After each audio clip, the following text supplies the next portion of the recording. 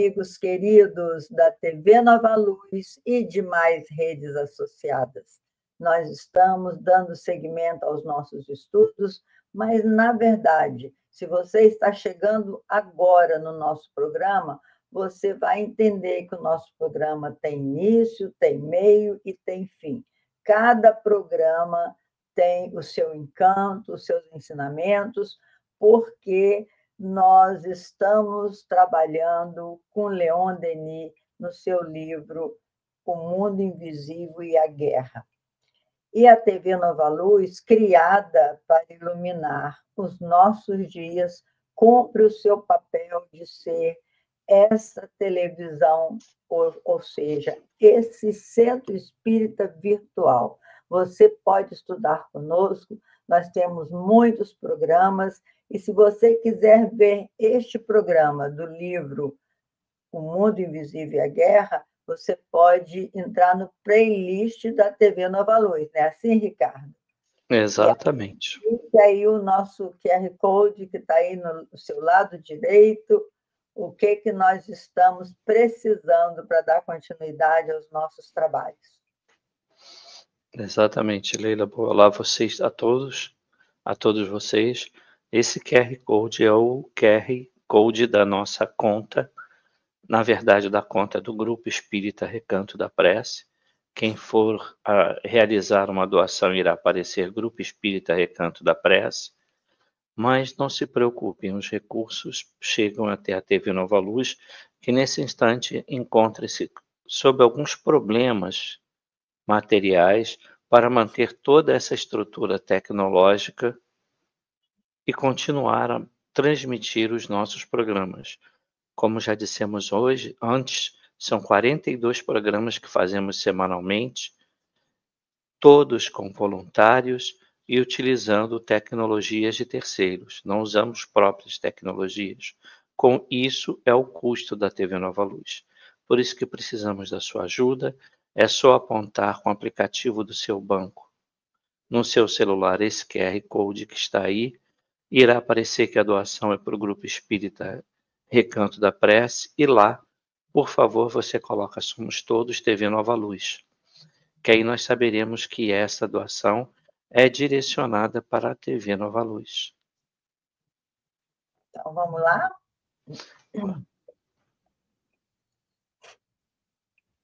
O Mundo Invisível e a Guerra. Nesse capítulo, que nós já estamos na segunda parte, Leon Denis intitulou O Espiritismo e as Igrejas, em outubro de 1918. Essa aí é uma igreja linda que tem em Paris, que é a Igreja Sacré-Cœur de Marie, que tem uma escadaria maravilhosa e que você vê todos os telhados de Paris. É uma coisa linda, aqueles telhados todos iguaizinhos, porque os prédios têm todos, né, tem um pé direito organizado. Então, é uma igreja muito, muito bonita que nós temos em Paris.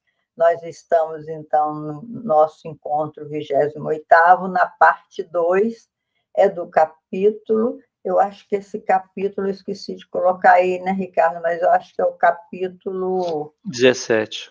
17, é o capítulo 17. Então, vamos lá. Só uma coisa, para quem não sabe, né? Sacré-Cœur de Marie significa Sagrado Coração de Maria.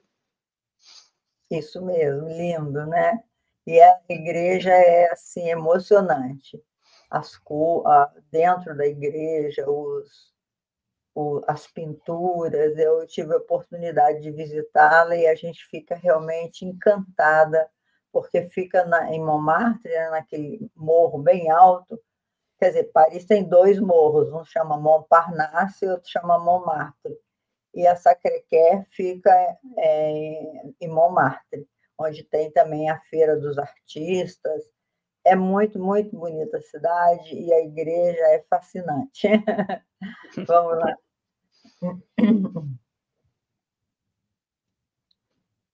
É você? Não, é você, Leila. As igrejas protestantes. As igrejas protestantes são, em geral, mais acessíveis que o catolicismo às influências externas mais abertas às correntes do pensamento e da ciência. Sem dúvida que também elas têm os seus ortodoxos, ou a sua ortodoxia, né? Os seus obstinados, que não são menos intolerantes e retrógrados que os jesuítas. Mas a plena liberdade que nas igrejas protestantes se tem de se estudar e interpretar os textos contribui poderosamente para o progresso das inteligências.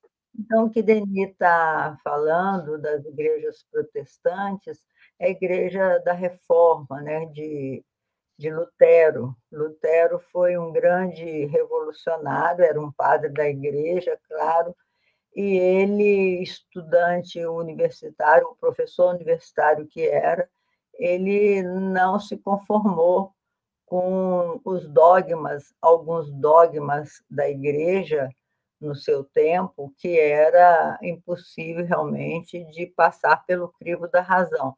Então, a partir do seu protesto, é que formou-se igrejas protestantes. Então, eles aboliram as imagens, eles fizeram uma reforma bem mais perto de Jesus, mas não evitou também que tivessem o seu movimento fanatizado, o seu movimento intolerante contra a chegada do espiritismo. Aqui podemos ressaltar que o próprio protestantismo sofreu mudanças com o decorrer desses séculos. Isso pela adaptabilidade e pela necessidade das pessoas.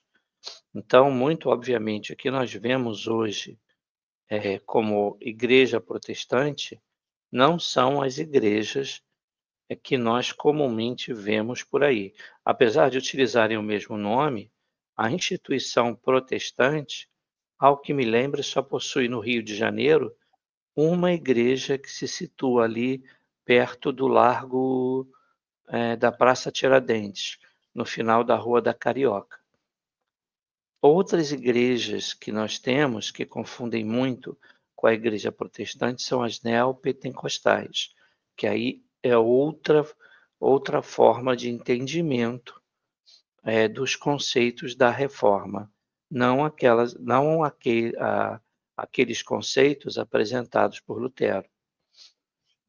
Que eram chamados os huguenotes, né, que sofreram também uma perseguição enorme da Igreja Católica. Tem até aquele livro, A Matança de São Bartolomeu, como foi horrível aquela matança dos huguenotes, ou chamados protestantes, né? Mas, enfim. A noite de São Bartolomeu. Isso, a noite de São Bartolomeu, que aconteceu uma perseguição enorme aos seguidores de Martinho Lutero. Mas, enfim, meus irmãos, faz parte da nossa trajetória evolutiva, porque até hoje ainda a gente briga por crenças, briga por razões que não têm o menor sentido. Mesmo dentro dos nossos lares, a gente observa as brigas sem o menor sentido, tudo baseado em suas crenças, em suas limitações, na dificuldade que a gente tem de conviver com a diversidade. Então, vamos indo, né, Ricardo? Exatamente. Um verdadeiro iniciador dentro do protestantismo, pastor A. Benezek. Há muito que, na Inglaterra e na América, os pastores não citam os fatos espíritas sobre a sobrevivência da alma. Na França e na Suíça francesa, o protestantismo impregna-se lenta e fortemente de espiritismo. Em 1903, o nosso amigo e pastor A. Benezek, de Montalban, rompendo com as rotinas e os preconceitos do meio, afirmou em alto e bom som a realidade das manifestações de além-túmulo. as suas experiências pessoais, as provas obtidas por ele das identidades dos mortos, são relatadas em 2 volumes, cujo êxito foi assegurado por seu talento de escritor e por seu estilo sóbrio e claro. Então, podemos ver aqui que a manifestação dos espíritos não é um privilégio das doutrinas que se reconhecem como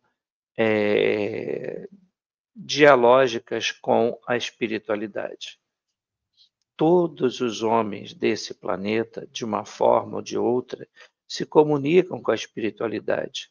Quando nós nos comunicamos numa prece e elevamos os nossos pensamentos a Jesus, nós estamos nos comunicando com a espiritualidade mais elevada. Jesus não está fora da espiritualidade. Assim como elevamos nossos pensamentos para o que muitos chamam de anjo da guarda, outros chamam os guias, outros chamam amigo, quando nós dirigimos o nosso pensamento para eles, nós estamos num processo de comunicação, apesar que unidirecional, com a espiritualidade. Então, dizer que não há como realizar diálogo com a espiritualidade, nós fazemos isso todo o tempo. E o que foi feito por esse pastor Benezek, é que ele demonstra por escrito aquilo que ele realizou. O que não é crime nenhum, nem erro nenhum. Muito bom, né, Ricardo? Vamos virar. Leon Denis em Montauban, deve ser essa pronúncia, né? Leon Denis em Montauban. Disse o pastor Benezek: pressinto que o espiritismo bem poderia tornar-se religião positiva, fundada em experiências, está de pleno acordo com o racionalismo e a ciência. Graças a Benezek, pude realizar, em 1905, na Câmara Municipal de Montauban, uma conferência acerca do espiritismo ante seleto auditório. No ano seguinte, foi no grande anfiteatro da Faculdade de Teologia dessa cidade, em presença de um auditório de estudantes, professores, pastores e convidados. Muitas perguntas me foram feitas pelos assistentes, que pareciam interessados pelos problemas psíquicos. Então, como o espiritismo era chamado moderno espiritualismo naquela época, Leon Denis ele era convidado para falar a respeito desse processo, dessa comunicação dos vivos com os mortos, que eles chamavam de fenômenos psíquicos, né? Então, graças à abertura desse pastor, Leon Denis teve oportunidades de falar em várias agremiações da época, falar a respeito do moderno espiritualismo. Vamos virar? Só uma questão, Leila. Quando o pastor Benezek falou de uma religião positiva, a palavra positiva aí significa empiria, natural. As ciências positivas são as ciências naturais e as ciências experimentais, empíricas. Por isso que a proposta dele é que o espiritismo podia se tornar uma religião baseada nas experiências, uma religião positiva. Tá? O positivo aí não significa contrário de negativo. É uma forma de se fazer ciência.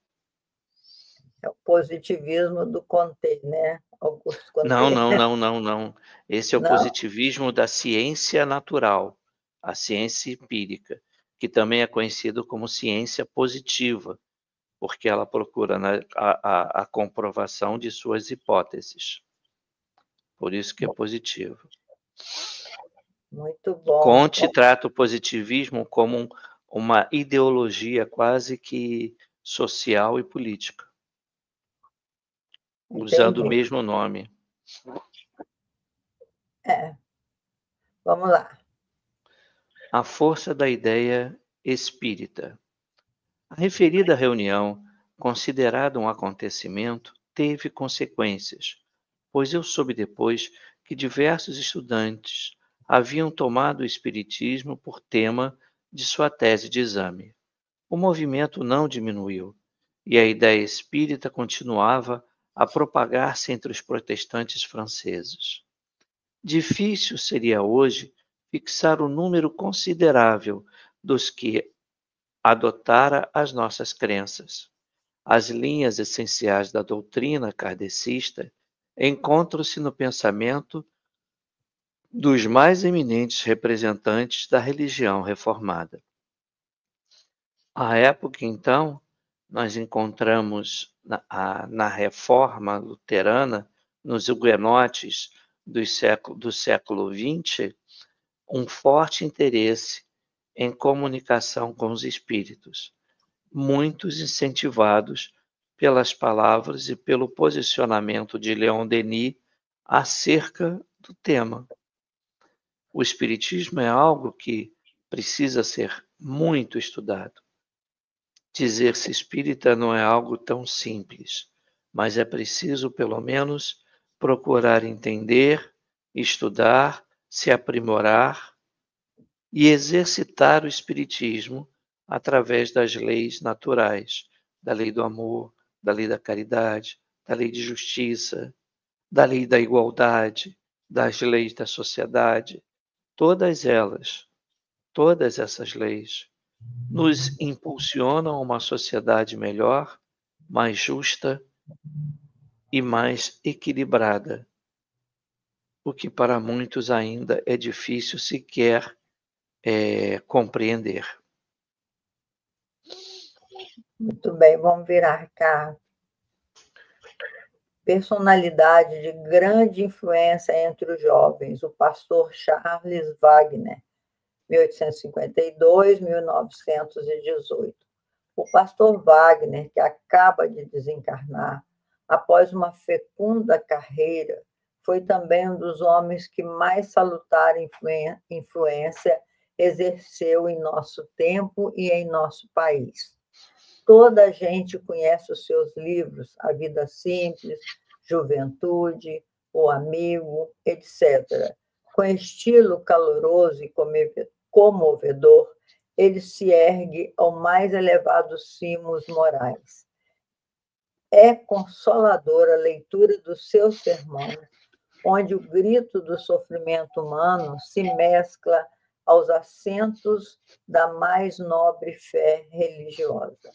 Então, você vê como que Denis tinha já abertura, né, uma abertura mental para entender que não importa o nome da crença que a pessoa professa, o que importa é o que realmente ela é capaz de realizar com aquilo que ela acredita, né? Porque o espiritismo, a força da ideia espírita, é exatamente essa de unir, de união, de compreensão, de solidariedade. É o projeto de Jesus. Jesus sintetizou o seu projeto no amai-vos uns aos outros. Então, é esse projeto que esse pastor entendeu. E ele escreveu vários livros, infelizmente não chegou até nós nenhum deles, mas pelo que Leon Denis conta, ele tinha uma leitura consoladora e os sermões, acho que é sermãos, né? Ou é Sermãos. Os sermãos que ele falava, que ele pregava, era um grito do sofrimento humano com uma fé que consolava. Então, tem tudo a ver, realmente, com a proposta dos espíritos a Allan Kardec. Vamos virar? O ato de fé de um pastor.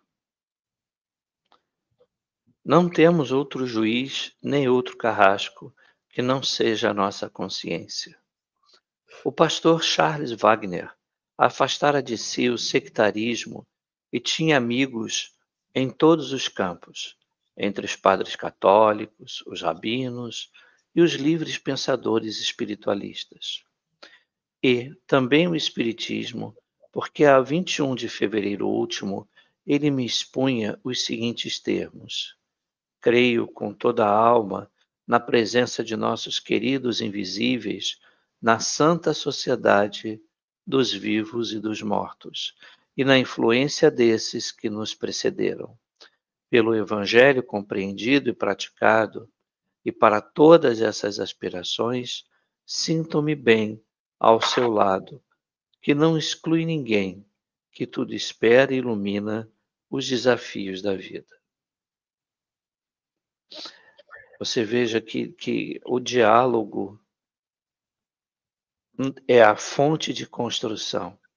Se antes Sócrates acreditava na dialética como uma forma de contenda do diálogo, a dialógica exercida nesse caso, ela constrói através do diálogo, do entendimento. Posso não concordar com nada que Leon Denis diga, mas eu preciso entendê-lo para ter argumentos para criar este diálogo. Eu não posso já entrar no âmbito do diálogo se eu não faço a menor ideia do que eu estou dialogando. E ao ouvir muito mais que falar, Denis demonstra que no diálogo que teve com o pastor Charles Wagner, eles chegaram a um consenso. Não houve uma vitória e uma derrota, houve, pelo contrário, a construção do conhecimento pelo diálogo. Foi o que nós vemos aqui. Muito lindo mesmo. Vamos virar. Estudos psíquicos em Genebra. Desde os trabalhos de Agenor de Gasparin, e do professor Turi, a Suíça não cessou de se interessar pelas questões psíquicas. Em 1892, a Universidade de Genebra, de Teologia Protestante, convidava-nos a fazer 2 conferências públicas sobre o Espiritismo. Realizaram-se de 7 a 10 de novembro, no anfiteatro denominado Aula, e seguiu uma terceira no Cassino de Saint-Pierre, em que se lançaram as bases das sociedades de estudos psíquicos de Genebra.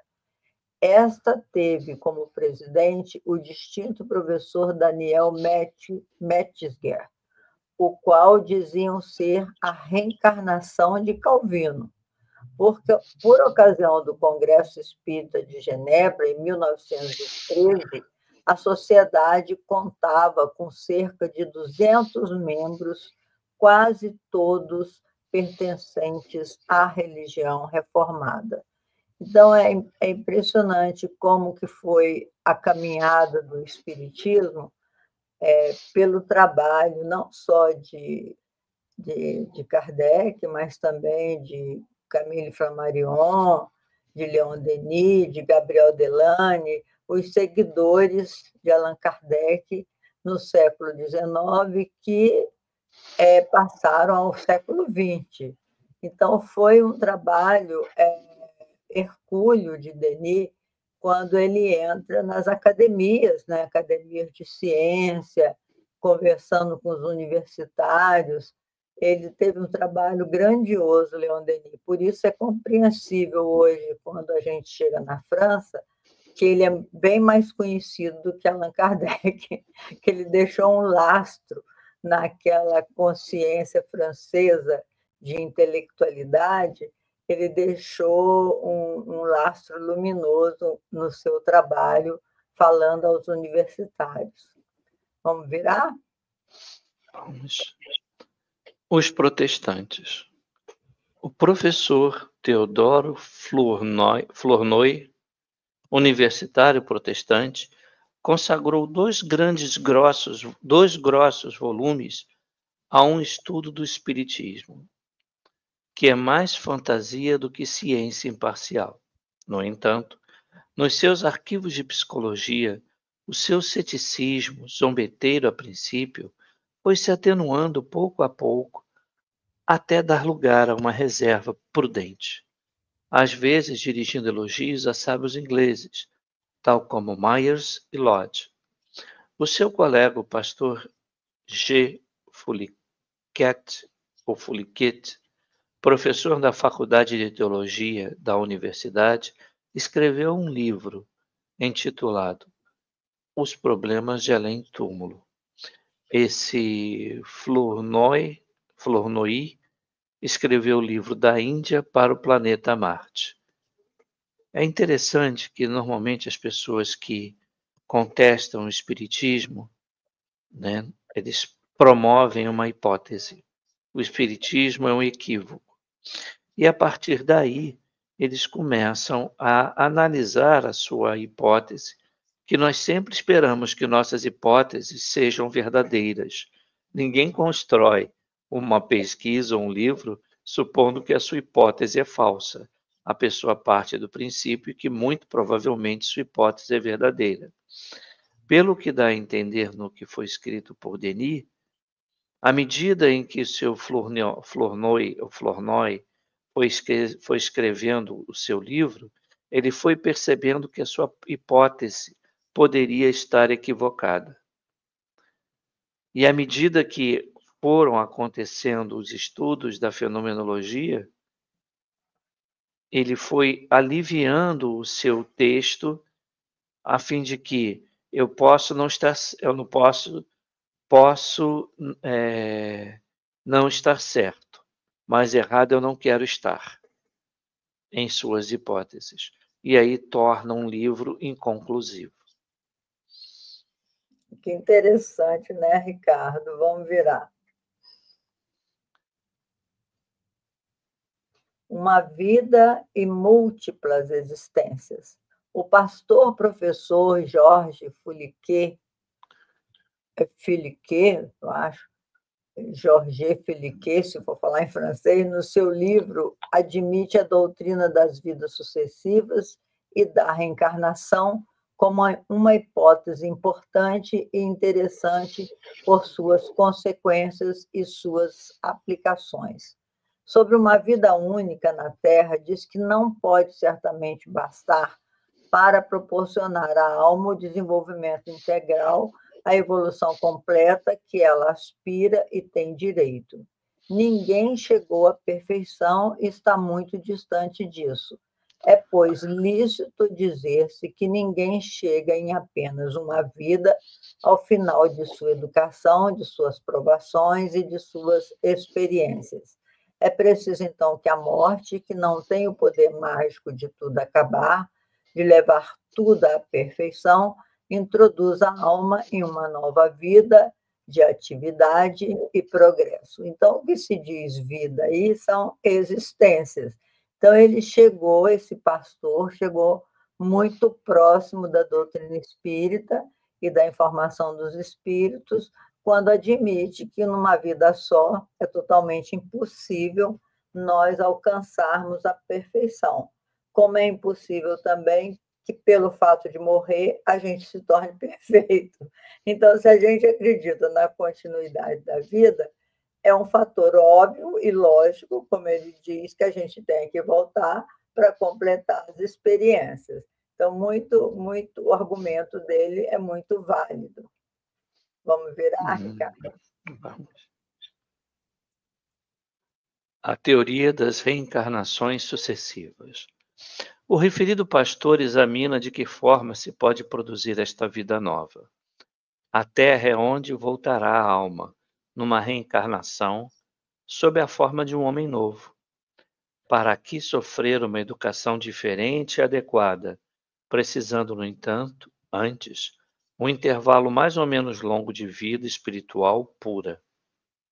É a teoria das encarnações sucessivas ou da pluralidade das existências terrestres. O Sr. Fouquet acerca-se de nós em outros pontos, falando dos fenômenos mediúnicos. Ele constata que pela sublimação estaremos em relação com o mundo espiritual. Contrário a muitos que criticam por criticar sem fundamentação alguma ou partindo de princípios, dogmas, né? Podemos dizer assim, não princípios, mas dogmas, leis imutáveis, que tudo isso que o referido pastor coloca aqui é uma ilusão, uma farsa, uma enganação, coisas do outro rapaz, que não é o Cristo. E ele provou que não é nada disso. Nada, nada disso. É simplesmente nós, no estado espiritual, ou seja, na verdadeira vida, nos preparando para um novo ciclo de aprendizado. É isso mesmo. Vamos virar, Ricardo. Teoria sem fundamento. Depois de tais premissas, o leitor admira-se de ver o autor adotar finalmente o ponto de vista atual, a teoria de Sabatier, acerca da imortalidade facultativa. Paul Sabatier era doutor em Química e morreu em 1941. Segundo ele, nem todas as almas subsistem após a morte, senão unicamente as que chegaram ao suficiente estado de coesão das faculdades e da consciência. Ora, não podendo realizar semelhante estado, senão em certo grau de evolução, após uma série de existências, resultaria daí que a maior parte das almas jovens, recém-criadas, desapareceriam e que, de um só golpe, grande parte da humanidade póstuma seria suprimida. Eis o resultado a que vem dar uma concepção imaginativa que não se apoia em nenhuma prova. Então, eles defendiam assim, umas teorias muito engraçadas, né? Porque já que o jovem esteve aqui e não conseguiu o que ele precisava, então ele era suprimido totalmente, tirado da existência. E isso é uma teoria que não se sustenta, porque também não tem como comprovar isso, né? Nenhum espírito até hoje que esteve na dimensão espiritual falou a respeito disso. Vamos lá, vamos virar. Jesus e a doutrina dos espíritos. O espiritismo representa a mais venerável das tradições filosóficas e religiosas, tanto a mais antiga quanto a mais moderna verdade. É a fonte de onde saiu todas as religiões, a fonte em que elas devem se fortalecer e se regenerar nas horas de decadência e sorver uma vida nova. É o socorro que o céu presta à terra, o processo pelo qual o pensamento e a ciência se encaminham para uma síntese, cuja base serão os fatos mediúnicos, cujo coroamento serão as alturas da evolução e cujo ensinamento refletirá tudo o que faz a beleza eterna da alma e do mundo. Então, quando nós mergulhamos nas condições que o nosso planeta está hoje, essas condições são meramente materiais. Como Paulo sempre diz, lutei a boa luta e retorno tranquilo. E é isso que nós devemos ter em mente. Nós estamos aqui para aprender, muito mais do que para criticar. Estamos aqui para compreender as complexidades nossas e dos outros, porque somos seres muito complexos. E respostas simples, ações simples, não resolverão os nossos problemas pessoais, sociais, políticos e mundiais. O que nós precisamos mesmo é ter a compreensão de que estamos aqui só de passagem e o Espiritismo é o baluarte em que nós podemos nos abraçar, nos compreender e nos amar. É esta a proposta de Denis e ele diz que o Espiritismo sempre existiu e muito provavelmente, como doutrina, como introdutório às verdades divinas, continuará a existir. Isso mesmo, meus irmãos. E assim nós terminamos mais esse programa. Se você quiser aprofundar no tema, porque a gente tem que fazer pincelada do que Leon Denis nos mostra no livro, o livro é grandioso, a edição mais moderna está aqui, porque teve várias edições, deixa eu ver se dá para ir botando na minha frente, dá para o povo assistir. É O Mundo Invisível e as Guerras. Se você quer aprofundar nesse estudo de saber o que acontece na espiritualidade diante de uma guerra, você pode comprar o livro, você vai se satisfazer com as suas dúvidas. É um livro incrível, intenso, e a gente tem muita alegria em compartilhar com você esses ensinamentos. Até o nosso próximo encontro, então, se Deus quiser. Atrasamos um pouquinho, né, Ricardo? Só um pouquinho. Tchau, gente.